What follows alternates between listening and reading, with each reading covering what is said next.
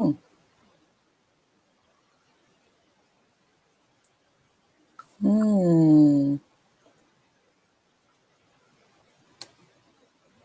just say on the top left-hand corner of your screen, offline. Does that mean anything? Yeah, it means we're not online yet. That's what I mean. Okay. I wonder. Okay. We're here. Yes. Yeah. I was like, where are we? So we're now, oh, brilliant. I'm so happy. So, Gráinne, it's so nice to have you. Oh, thank you for having me, Nadine. I'm delighted to be back here again. So, I'll be but it was so lovely when you interviewed me the other day. I really appreciated it. It was really good fun. One of the ways that we have also, kind of been in relation is the fact that you have been one of my longest CHPC mentees, which is Certified High Performance Coaching. Yes. And we did 36 weeks, didn't we? Yes. Which and is it was fantastic, because I mean, look, you're such a great coach, and you really dig deep, and I think that is amazing. And I got to think about things that in a normal course of my days or my weeks that I wouldn't have dug into if it had not been for you. So if anyone is considering taking the journey with Nadine, because I think you've got another 12-week one coming up, am I correct? Yes, I have. Yes, I'm picking 12 people to take through for 12 weeks from next Wednesday, and there'll be one on Wednesdays and Sundays. I would say go for it. Just bless you. It'll be the best decision that you've made. So, well, you were amazing. As I said, you're one of the most disciplined and reliable, and your journey from where you've started to where you are now is incredible. And it's been wonderful to walk with you along that journey. It's fascinating. Thank you. Anyway, we're at 9:01. We better start. We better start. Yeah. So good morning, everybody. It's nice to have you back here this morning. Morning, Francis. Thank you for letting us know that you could hear us. Thank you so much. We were just a bit lost there. We didn't realize what was going on. So hi, I am Nadine Benjamin, and I am an international soprano, and I'm also a certified high performance coach and an accredited NLP mind coach, which is neuro, the brain, linguistic, how we speak to the brain, and programming, the many habits and the ways that we use our brain to influence our lives. And today we are joined by Grainne Gillis, and we had a little what's the word, bio about her the other day, but I'm going to expand on that and just say that she, as you can see here, she is a wonderful contralto and voiceover artist, but during the pandemic, Grainne has been involved in online projects. No Room for Opera Harmony, which was aired on Operavision. I love Operavision. I could get them on to talk, actually, because I do really love what they do. She also appeared in Edward Lambert's short opera Last Poor Party on Earth on film, and at Tête-à-Tête 2020, as well as Liam Wade's Bread and Circuses. Grainne has been a recipient of a number of awards and prizes, including the Italian government scholarship twice, Equity Charitable Trust, and the Capriccio Prize for composition. She is active in campaigning and organised a 100-strong chorus for the Women's March London in 2018, which I'd love to hear about later. Her writing credits include an Irish Times Critics' Choice series on women composers for RTÉ Lyric FM, and she is thankful to be supported this season by Help Musicians UK. Love Help Musicians. Big shout out to them. Brilliant. So wonderful. So wonderful. So thank you for joining us here. And everybody, as I say every morning, if you are at this present moment feeling a little more anxious than you were last time, or less anxious than you were the last time, please reach out to someone, or pick up the phone for yourself and reach out to the many connections that have been made right now in order for you to gain support. And also, if you you know, any of the guests, I'm sure if you just said hi to them, we would be happy to have a conversation with you about anything that comes up. We are the Safe at Home community here. And so please, please, please ask questions and get involved, because we love you all. Okay, then.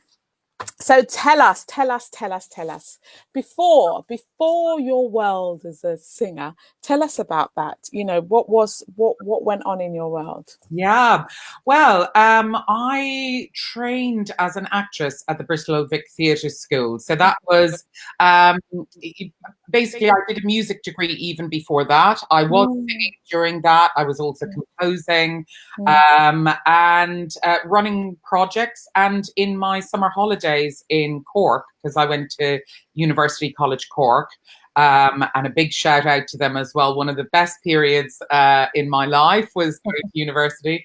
And so in my summer holidays, I would often be acting in local theatres there for summer seasons. But be around all of that, because I think it's important, especially at the moment, just to, and this was before any of the stuff like, We're Viable or whatever came up. I prepared a list of things that I've actually done in my life before singing and voiceover stuff. And it's just, just to give you a taste. So I started working when I was probably around, I guess, 12 or 13 as we used to, Yes, exactly. Babysitting. Then my father was a barman in our local pub. So I went there. I was a glass collector, graduated to being a barmaid. I was an au pair. I sold paintings door to door. I temped at the Irish Nursing Board. I was an archivist at the Irish Jewish Museum, a waitress for Bono's brother Norman in a restaurant Tosca. So maybe there was opera in my sights. I worked in a bakery. I was a cashier at a supermarket, a chambermaid, a cantor at my university. One of my first jobs in London, I think it was my second job technically, was at MDC Classic Music. Thank you to the Goulds. I wouldn't have stayed in London had it not been for you. I was a barista. I worked in box office in the West End. I worked in advertising sales at a place called Cabell Publishing. So my main little babies there were Opera Magazine. So I did the advertising sales for a year, and the Wigmore Hall, the wonderful Wigmore Hall, and did bits around the BBC proms as well. And I also was a receptionist and cashier at Rules Restaurant, marketing, database entry, charity fundraising. I was on the phones. I did recruitment, and I managed accounts as well eventually.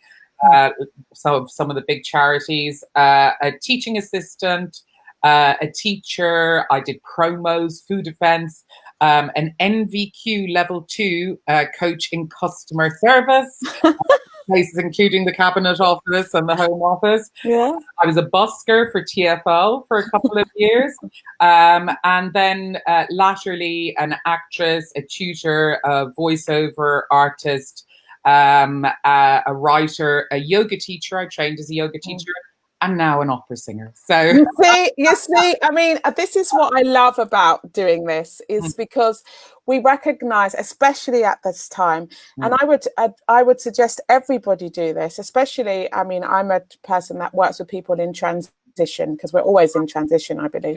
Sit down and write a list, like what Gráinne has just done, of what your skills have actually been in your life and the gifts that you have to offer. Because as artists, we can turn our hand to anything. And Gráinne, you're an amazing example. Well, I was thinking about this last night, and I've always been someone who, I think I'll be honest, I was actually, and this may surprise people who know me now, but I was a very, very shy child, and very bookish, and very withdrawn at times. But I taught myself. I think I had very very heavy childhood acne. And one dermatologist in Cork said it was the worst case of childhood acne he had ever seen in his life from age 7. So I was very lucky that when I was about 15 or 16, I met an amazing lady called Mary O'Flynn.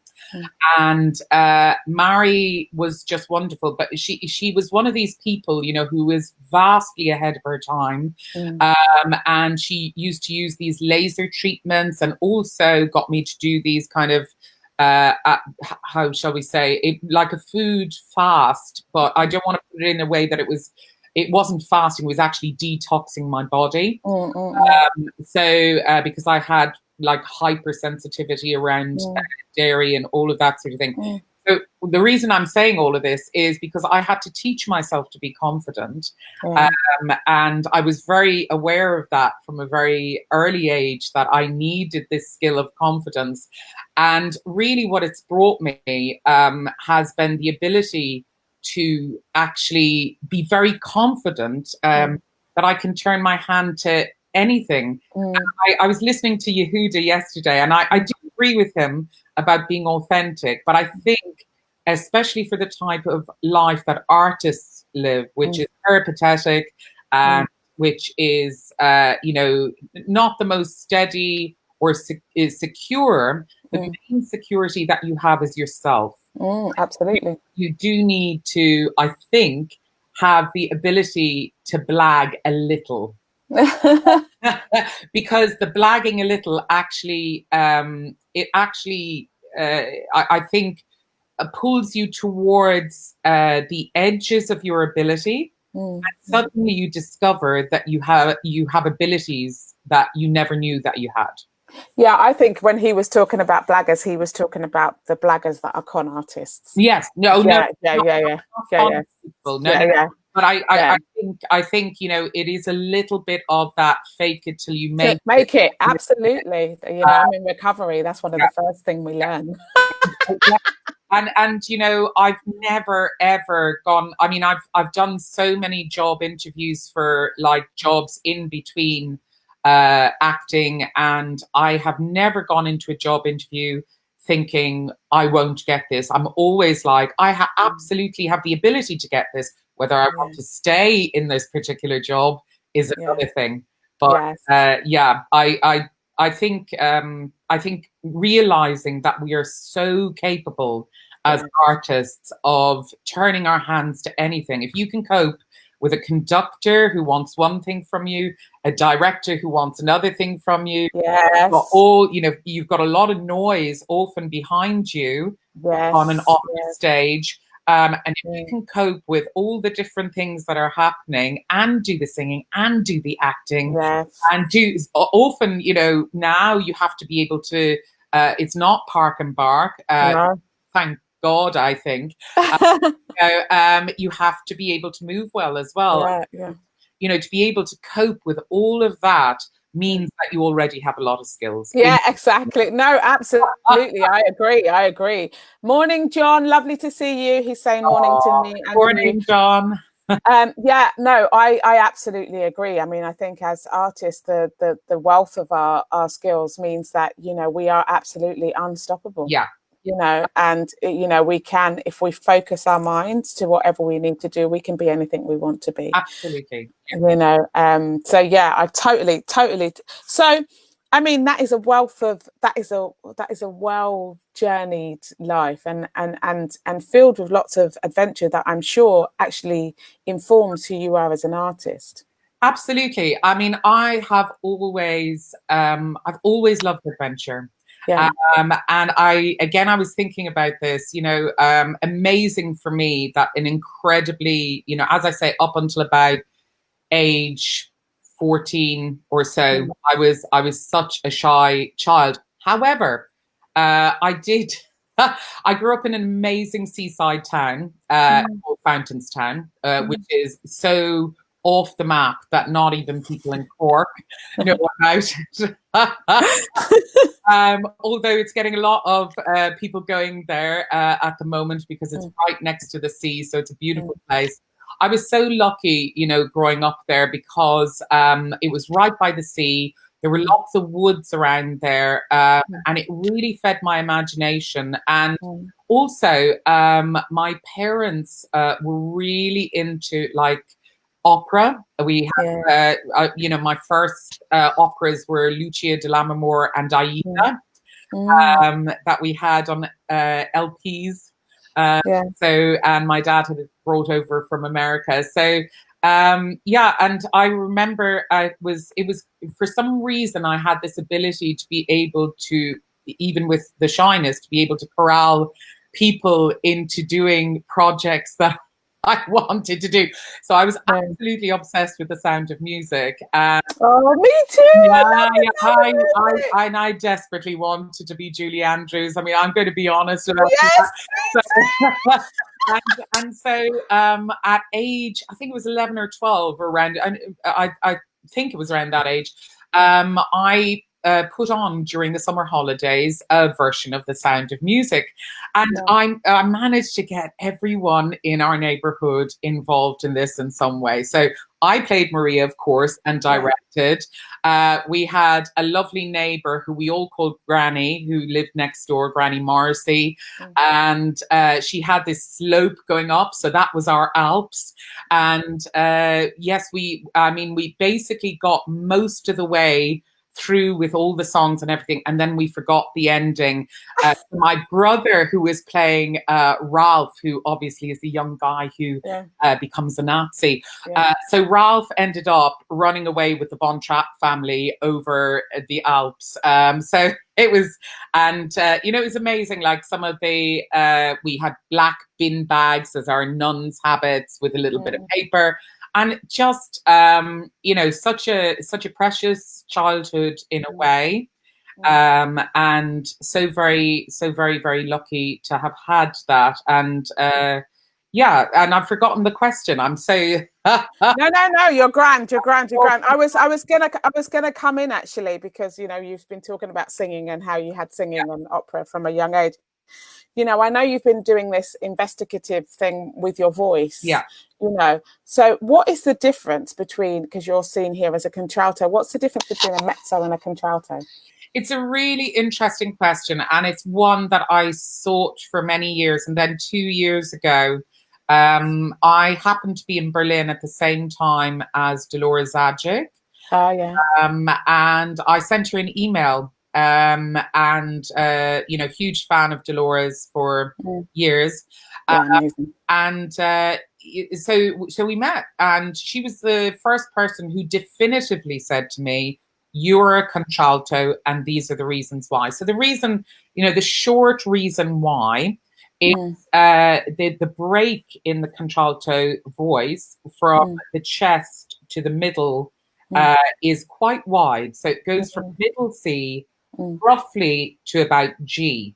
And then there's another break into head voice, which is more or less around a kind of a B to a D. So, middle voice to head voice is there. So that's the fundamental thing. Beside any timbre, there's also like there are pivot notes that altos will find quite difficult. So, you know, like an F sharp can often be a negotiation note. And also most contraltos, and I think some coaches don't like hearing this, but most contraltos are going to have to back their vowels, have in the back of their vowels an sound in order to function. Yeah. These are all the things that I kind of have gleaned about it. And also, you know, it's kind of, for me, it was a big turning point to have that label. I quite liked I've always quite liked being pigeonholed. As an actor, it really helps, you know, me personally. Because I don't feel constrained by it. No, I don't either. I agree with you. Yeah. So I feel I can kind of branch out once I know what I am or who I am and what I'm supposed to be doing.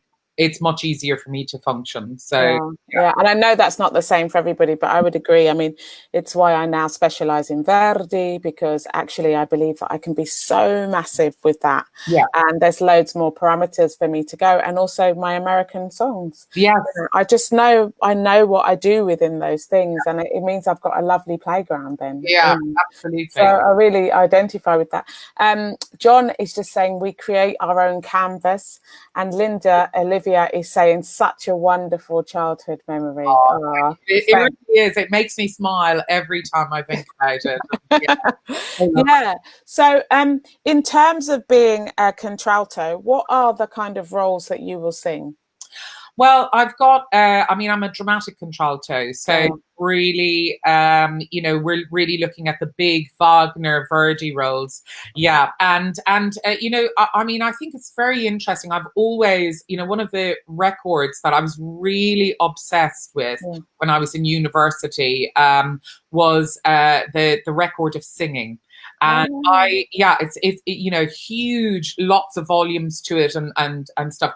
And listening back to contraltos of yesteryear, I mean, it's what people for a time were labeling as mezzos, but actually they were proper dramatic contraltos. Wow. You could hear it in, people say about my voice, there's a soprano element to it. Well, Marian Anderson had a soprano element to her voice. And, being able to reach certain notes is not the same as wanting to live up there. Yeah, exactly. I don't have to pay rent up there, unlike you yourself. But, I can visit from time to time, right? Yeah, exactly.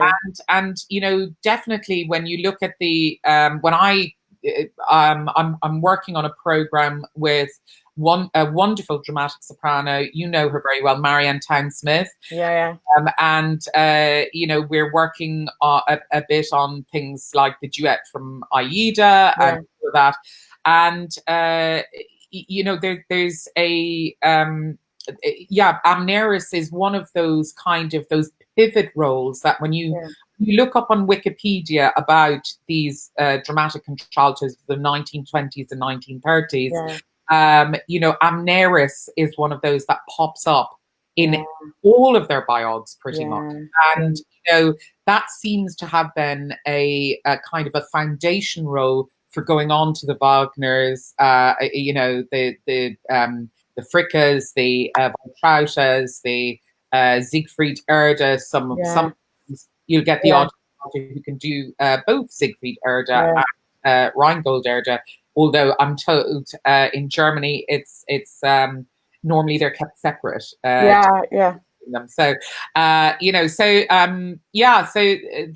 those are the sort of roles. I tend to cleave towards roles that have a strong dramatic purpose. Yes, absolutely.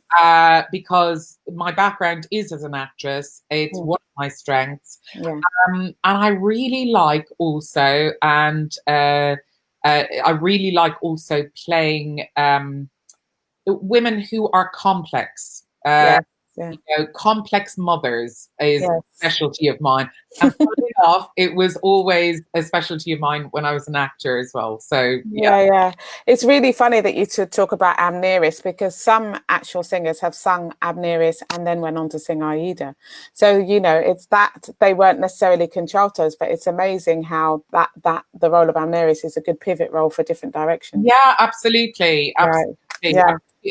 It's not too high.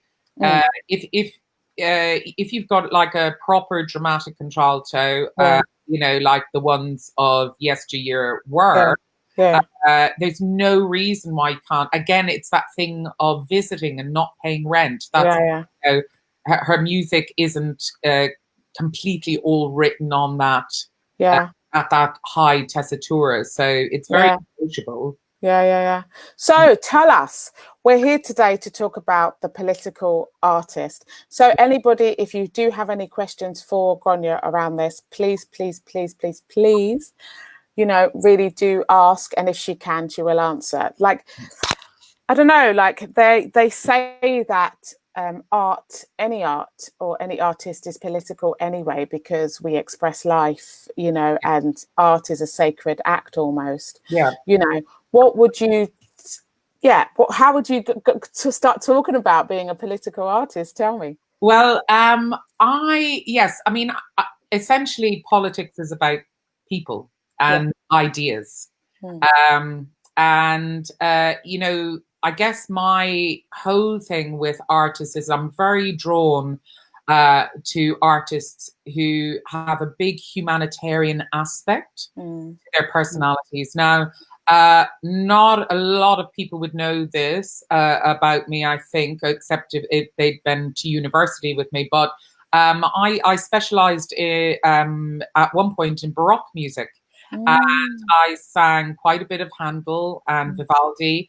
I really love Handel. You know, Handel was a huge humanitarian in his own way. You know, I mean, he set up the Foundling Hospital, and you know, the Messiah. You know, it's that kind of thing of you know, being inspired by God, and you know, to me, God can be whatever you put, whatever you conceive God to be.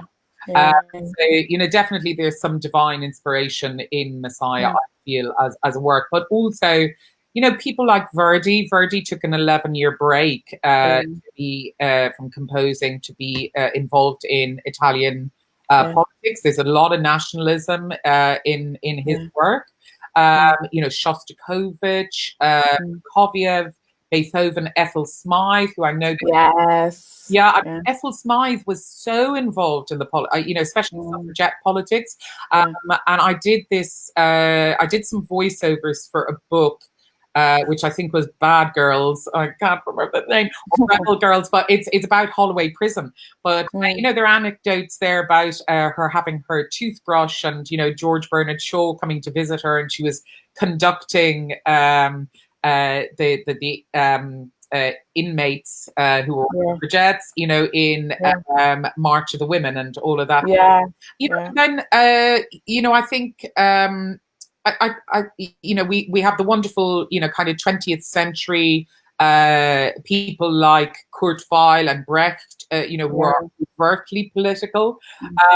Joan Baez, Pete Seeger, you know, but also, there's a wonderful exhibition at the moment with Artemisia Gentileschi, the artist who, you know, within the constraints of her day, was commenting on the patriarchy. And then, I guess, you know, the other people who really inspire me are people like Glenda Jackson and Jane Fonda, and Mary Margulies and Vanessa Redgrave. And I guess what I really love about all of those people and the way that they expressed politics through their art is they were standing for something. Yes, amen. You know, and I think this is, you know, if you don't stand for anything in your life, you know, I'm not saying you can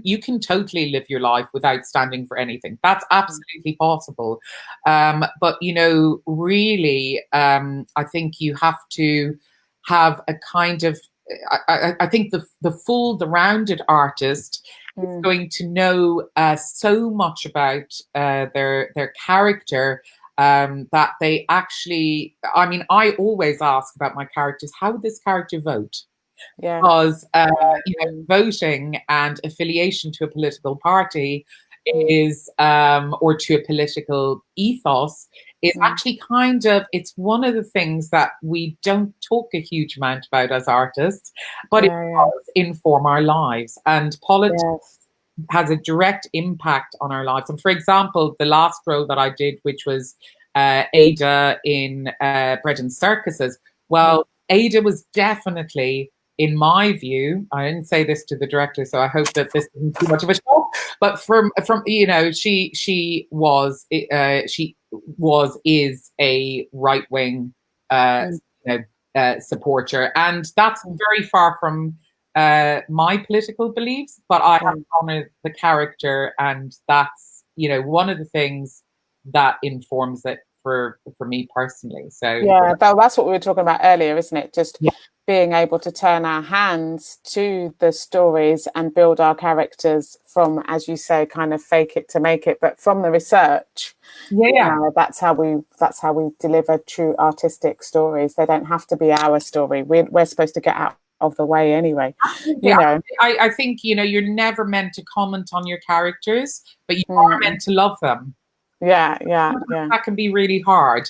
Yes, of course. Yeah, and because they show parts of ourselves that we don't want to see also. Exactly. Like I said to someone the other day, because I was talking about how much I love the role of Clytemnestra. I really love that role.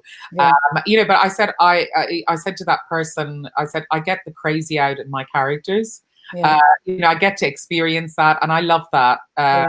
So, and you know, I mean, that's kind of, that's what really floats my boat. But part of it is the whole, what am I saying? What am I standing for? You know, where does this character stand on issues, you know? Absolutely. And so in terms of, you know, politics, being an artist, you know, how do you feel that feminism kind of works its way through in terms of politics? I think it, well, for me, it's very fundamental. I grew up in a household where my mum was the breadwinner. She was a teacher, and my dad was the stay-at-home dad who did have like a nighttime job in a bar. You know, I mean, I think it's about using, feminism is about using the fullness of human potential. You know, and my mom is a real go-getter and really loved being out there, loved her job, very dedicated. She was a special needs teacher, and then laterally a vice principal of her school. My dad really just loved being at home. I mean, we used to say that my dad had his hand like surgically attached to a Hoover. He loved cleaning. He loved, you know, cooking, loved all of that. So, you know, in terms of that, their personalities were fulfilled by this, you know, but and you see in previous generations, and even at that generation, it was, you know, it was very unusual, you know, for a man to stay at home in that sense. You know, in previous generations where these wonderful, dynamic, creative women, you know, were maybe forced to, you know, I'm thinking of someone like Alma Mahler, who's, who, you know, Gustav more or less forced to give up her composing, you know. I mean, you're losing half of human potential there. Yes, exactly. So for me, I have three brothers, and then also because I was the only girl, I'm, you know, my expectation was that I would always be treated like a queen in my household. And it was a little bit of a shock to go out into the world and discover that that wasn't always the case for women. You know, but what I do notice from the kind of the feminist ethos that my mum had in being a breadwinner.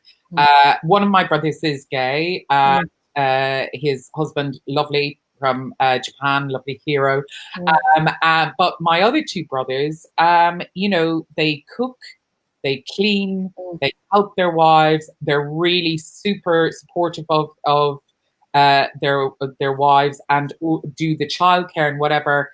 And I as it should be. You know, it's an equal partnership. I look at the kind of fathers they are, and I think, well, I'm really proud of where my brothers are with that. And I think that does have a lot to do with being from a line of strong women who were the breadwinners.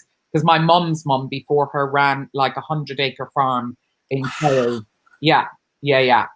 So then her, you know, her mum before that was very hands-on as well. So feminism is, you know, or female equality, which is, you know, why wouldn't you want women to be equal? Absolutely. You know, in politics now, to go to back to your question, so important because we have different skills to offer. And when we look at, for example, New Zealand, where Jacinda Ardern has been doing an amazing job, and the calm, this is what we're going to do, the nurturing skills of, kind of no person left behind.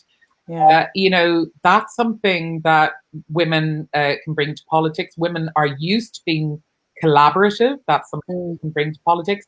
And also a new energy. Like I look across, at America with AOC and, the squad there, Rashida Tlaib. I think this is wonderful dynamic energy that politics needs, and they need this different, essentially, men and women have two very different but parallel experiences in life. So let's bring all of the experience in. Let's represent half of the human race. It's really important. Amazing. And didn't you have a grandfather and a grandmother? I think it was. One was a Republican and one was a Democrat, and they were married and had an amazing relationship. Yeah. My grandma and grandpa were like real kind of old school New Yorkers.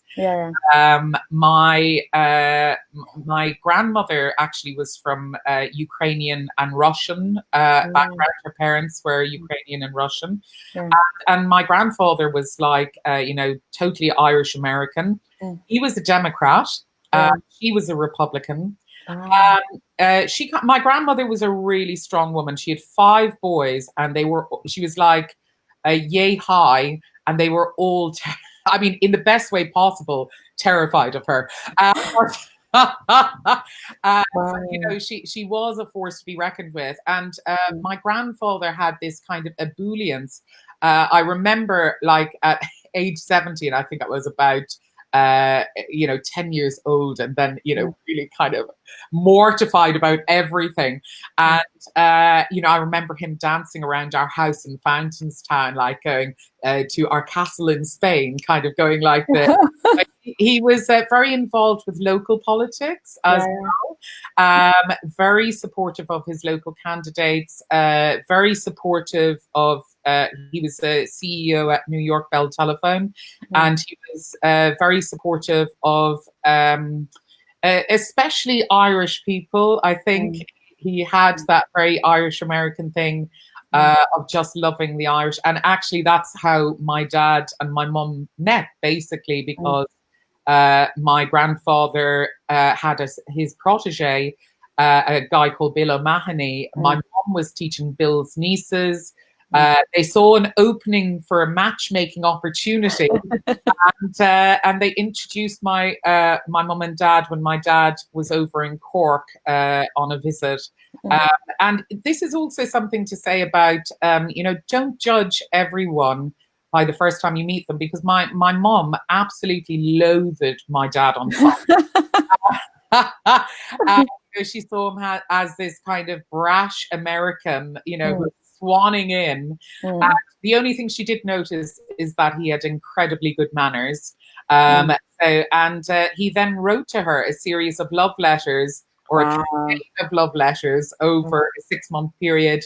And he brought her over to the States, proposed to her, and that's how I came about, basically. So that's how it was used to be done when we were all introduced to the love of our lives, and there were no dating websites or anything like that. It was definitely like by kind of I guess the dating equivalent of the pigeon carrier in a way. Exactly.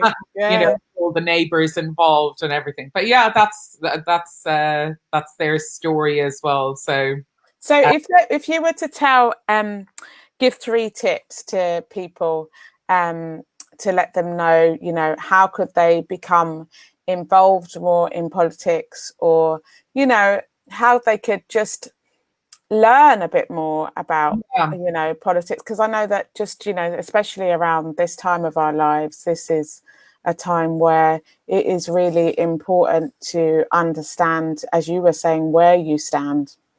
And how you would like to contribute back into the world. Yeah. I would say the number one thing is to become involved in something that you're passionate about. My big passion has always been,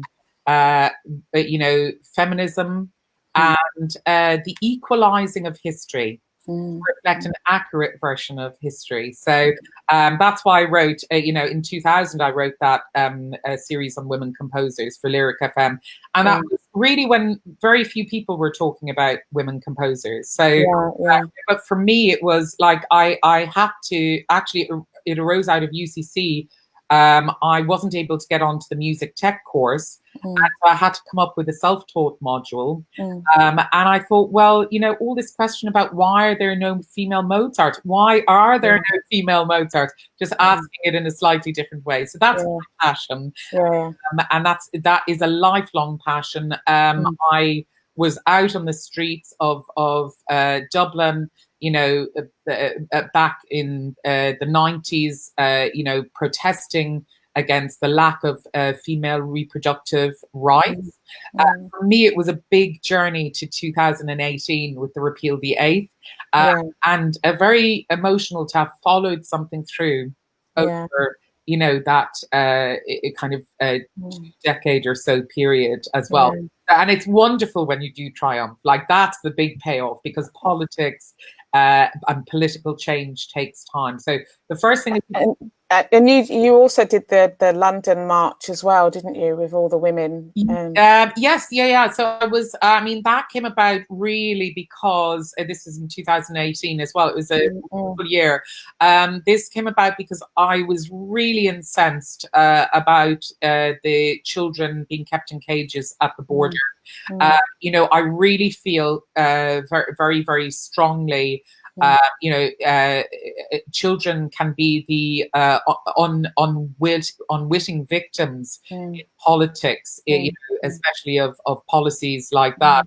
So I basically, the Women's March London were having a call out for people to make some noise. And I thought, right, I can bring some opera singers. I didn't even really think about it too much. And I set up a group, and I thought I'd get about 10 people interested. And I also, besides this, I'd done busking, and I thought, wouldn't it be great to have opera on the streets of London? That would be amazing. Well, over 100 people answered that call. I mean, there's a video that I put out this week because it's so inspirational. I chose Va Pensiero because of my big affiliation with Verdi. Very close to him, and the fact that it was like the big kind of freedom Italy anthem at the time, at that point in time. I also chose the March of the Women, and I think that it might have been the first time in 100 years that was heard on the streets of London. And then I think the Women's March London chose We Are Family to get everyone in the right. But it was such a wonderful day, and so many amazing people and so many amazing friends that I've made from that time. And to stand up, again, it's that thing of standing up and counting for something. Absolutely. I'm really, really proud of that, and of everyone who showed up. I mean, it was also about people showing up, because I couldn't have done it on my own.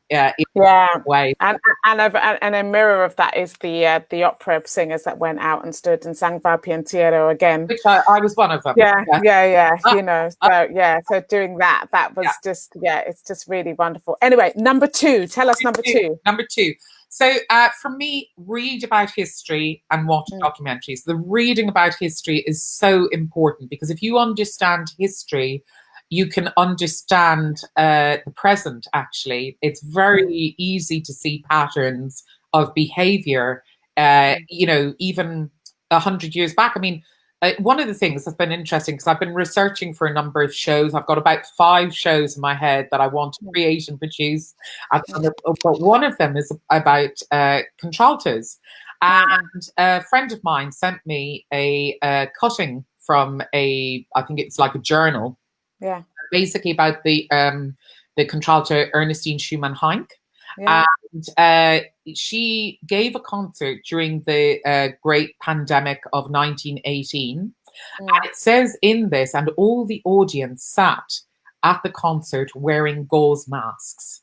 Oh, wow. And I just went, you know, we think we're all alone here, but people have been through this before. Yeah. They've come out the other side. Look at the 1920s. It was one of the most creative, vibrant periods. You know, take heart, because this is not the first, you know, it's not the first go on the roundabout by any matter of means. Yes, exactly. Yeah. So I think also, you know, read about history and watch documentaries. I love documentaries. They're, you know, if you're not in the mood to open a book, you know, there's some fantastic documentaries out there and documentary makers.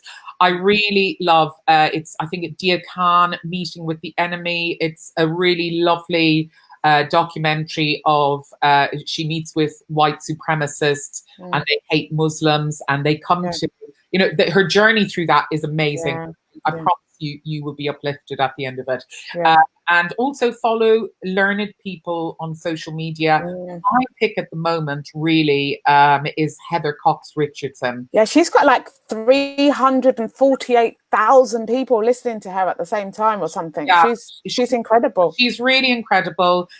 She dissects everything. She gives it a historical perspective, as she does, well as understanding the present day. And she's been like, I've followed her for years. So, you know, she's been very, very consistent over the last 4 years. Or whenever I started following her on issues, you know. So, for my third one, and I do this with a caveat of, you know, you always, even for me, and I am absolutely a news junkie and a politics junkie, and I just love it. I love the theatre of politics, particularly British politics. I mean, it really, you know, you guys, you do drama in politics better than anyone else in the world. It's fantastic. I was during the proroguing of Parliament last year, I was in seventh heaven. I was like, and they have this in their constitution, and they have this, and I never, you know, it's wonderful. So I would say, do watch, you know, news programs and read newspapers, but maybe do it once a week at the moment. Yeah. And I always, you know, I take a break during the summer. This summer I took 4 weeks of break from my blog, The Political Diva. Because I need that headspace as well, and I can't have an objective view on things if I don't give myself that headspace. And let's face it, August is normally the silly season in politics anyway. So, and I would say, you know, also be prepared to make up your own mind on things, on issues, but always use evidence. And there's a wonderful, I'm very happy to post this in the links. Yes, please. But there is a great article that was written, I think maybe about 2012 or so, by a professor called "You're Not Entitled to Your Opinion." And, you know, the title often gets people's backs up, and I understand why. But basically the argument is, you are only entitled to the opinions that you can back up with evidence. I think that's really, really important at the moment. You know, and often I have to sometimes sit with, because people are complicated and people are what make up politics. You know, so I have to sit sometimes with things about people that I don't particularly like, you know, but then I have to balance it and think, okay, does the evidence support my own opinion? Or is it an on-balance situation? I do this way rather than this way. Politics also, and I think a lot of people don't realize this, politics is about the art of compromise. And, you know, really what we need more, and it's something that the voting systems, I think, don't necessarily, in some countries, they're quite confrontational. You know, it's a winner takes all sort of situation. But actually, in order to get things done, I think a much more kind of collaborative voting system. In Ireland, we've got proportional representation. And I always kind of, I'm struck by the fact that while people in Ireland don't get everything they want personally, they get some of what they want. And that's a real start, you know. Before, and to give you an example of that in action, you know, before full marriage equality came in Ireland, there was like a civil partnership. And, you know, basically that was kind of the precursor of full marriage equality. And, you know, that compromise had to be made at that point in time in order to make progress. So, yeah, no, thank you. That's wonderful. I think, you know, people will have got such a wide variant of how to, you know, get in touch with their own particular political views and to find out about others and to gain a bit of history around it. And thank you. I mean, I know we were talking about it previously before the show about, you know, making sure that, you know, it is great to read the newspapers and the news and to get that. But, you know, a lot of stuff around mental health at the moment is about, you know, people just taking in too much and there being too much overwhelm. So thank you for including that caveat, because I really believe strongly in that. And we are Safe at Home community, wanting to make sure that we do things in a harmonic way as much as possible in order to get through. And Gabby is just saying there, Gráinne, what a tour de force. Need more women and men like her. Isn't that wonderful? Thank you, Gabby. That's really lovely. Yeah. So, and you have been such, you know, as I said at the beginning, it was such an honor to be able to coach you and take you through certified high performance coaching. And it's you are just one of these phenomenal women. And well, that's, you know, that Maya Angelou is my heroes. And thank you. That's a huge compliment. So. Yeah, no, but you are, and you know, and it's wonderful to see you to be able to take the political artist further. You do have your blog called the Political Diva. Yeah, so I used to write for the HuffPost, and give me 30 seconds. Sorry, I've just got to answer my door, but keep going. Answer that question. So yeah, I used to write for the HuffPost, and I've written a few things for the Irish Times, but essentially the Political Diva actually arose out of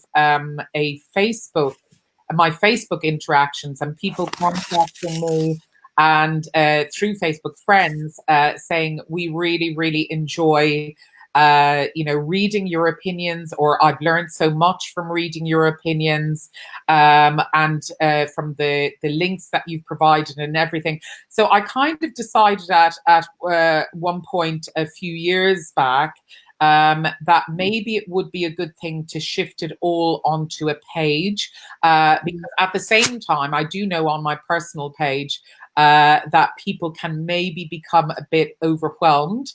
And so I don't even, I try not to post as much on my personal page as I do on the Political Diva page. The Political Diva, I mean, it was a bit of a joke between my friends and myself. The Diva, obviously, because of opera.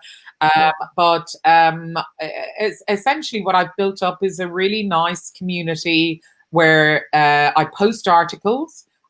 You know, there are articles that appeal to me. I will be absolutely clear about that. But I often give a little byline of why they appeal to me. People are free to comment on them. The only thing that I do ask in the community is that things are kept really civilized, so that we can have an actual discourse rather than people just slamming down insults. And I do, I have taken a hard line with people who do upset the community in that way, because I think look, I've got friends from pretty much all political backgrounds, and I've got Tory friends, I've got friends who are in the Labour Party, I've got friends who are in the Green Party, friends who are feminists, and all of this sort of thing. We've got to be able to talk to each other. If we we cannot create change if we're leaving people behind. And again, it's that thing. My type of feminism is no person left behind. Yeah, absolutely.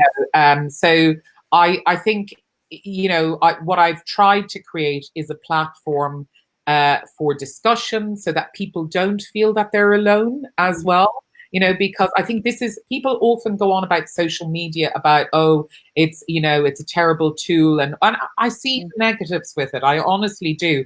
It's also, tools are what we do with them, Yeah, exactly. So, and if our intentions are to do our best with them and to connect with people with them, they can be wonderful. And I think social media, honestly, for me, has come into its own during the pandemic, because that person-to-person connection and knowing that you're not alone in your experience world, is really, really, really important. And so, if you care to join, if you want to know more about politics or whatever, as I say, I do endeavour to make it a really safe community. That's my aim anyway, where we can have proper discussions and not just shouting at each other or confrontation. Thank you so much, Grainne. It's been so lovely to have you on. Thank you, all of you, for joining us today. I hope that you've been able to gauge something for yourself out of this morning's discussion. We will be back on Monday with the wonderful documenter and filmmaker Robert Golden. I'm so excited about that. And on Sunday, I will be filling up your toolbox, maybe around 6 p.m. I think I'll do a live session just to give some tools that I've learned that you could kind of take with you over the next 4 weeks to support your day-to-day of just staying at home. So anyway, thank you so much, Grainne. Have a wonderful weekend, everybody. And just thank you for being such a wonderful guest this morning. And it's been such an honour to have you. Thank you. All right, then. Take care, my lovely. Bye-bye. Bye-bye.